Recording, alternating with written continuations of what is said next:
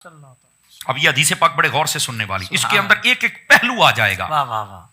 حضور اکرم علیہ السلام نے ارشاد فرمایا لو ان رجلا صعد بین الرکن والمقام، فرمایا اگر کوئی بندہ خانہ کعبے کے اندر کھڑا ہو، اس کی حالت یہ ہو کہ ایک طرف حجر اسود ایک طرف مقام ابراہیم، یعنی جہاں خانہ کعبے کا دروازہ آتا ہے نا، بندہ اس کے قریب کھڑا ہو تو یہ دونوں چیزیں دائیں بائیں آ جاتی ہیں۔ فرمایا بندہ وہاں کھڑا ہو، اب ذرا نقشے سارے کھینچتے ہیں جیسا نقشہ میرے حبیب نے ارشاد فرمایا نا، ذرا غور سے سارے حضرات جن کے دل و دماغ میں یہ ہے نا کہ عمل محبت کے بغیر عمل سے بندہ جنت میں چلا جائے گا، یا یہی کافی، چھڈو جی یہ محبت کرنا کوئی ضروری تھوڑی ہے جناب، وہ تو چلے گئے، یہ ساری باتیں کرنے والے ذرا غور فرمائیں۔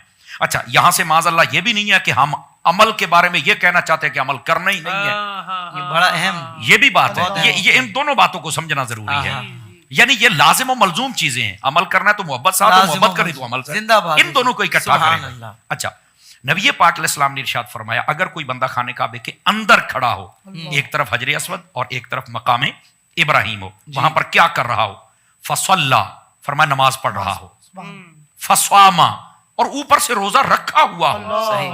اچھا یہ آپ دیکھیں نا کیسا خانہ کعبے کے اندر ہے، حجر اسود کی برکت، مقام ابراہیم کی برکت، سامنے کعبہ، نماز کتنا بڑا عمل ہے نا، بڑا عمل۔ اچھا روزہ کتنا بڑا عمل ہے، جس کے بارے میں فرمایا روزہ میرے لیے ہے، جزا ہی میں دوں گا، اتنا، اور اس کی شرح میں علماء نے لکھا ہے جزا میں دوں گا مطلب یہ ہے، فرمایا کہ میں اپنا دیدار کرواؤں گا، اتنا بڑا عمل وہ کر رہا ہے، کھڑا کا خانہ کعبہ میں جہاں ایک نماز کا 1,00,000 کے برابر ثواب ہے، سمجھ؟ اچھا اب یہ سارا نقشہ ذہن میں رکھیے گا، ان لوگوں کو ذرا سمجھ آ جائے نا کہ یہ عمل سے ہی کام چل جائے گا، کیوں بھائی؟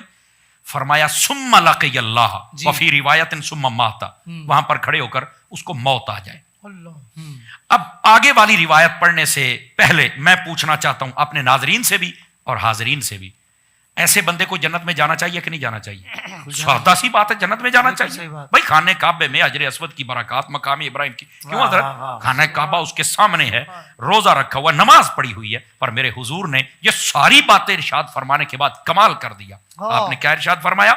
فرمایا وَهُوَ مَبْغُوضٌ لِآلِ محمد، یہ مختلف الفاظ روایت ہے، کہاں اہل بیت کے لفظ بھی، فرمایا کہ اس کی حالت یہ ہو، اس نمازی کی، اس حاجی کی، اس روزے دار کی حالت یہ ہو کہ اس کے دل میں میری اہل بیت کا پیار نہ ہو، فرمایا قد دخل النار، سیدھا جہنم میں جائے گا۔ کہاں ہیں وہ لوگ؟ ذرا لائن بنائے نا، مجھے اس بات کا جواب دے، کہاں ہے تمہارا عمل؟ تو بے اہل بیت کے بغیر نہیں ہوگا۔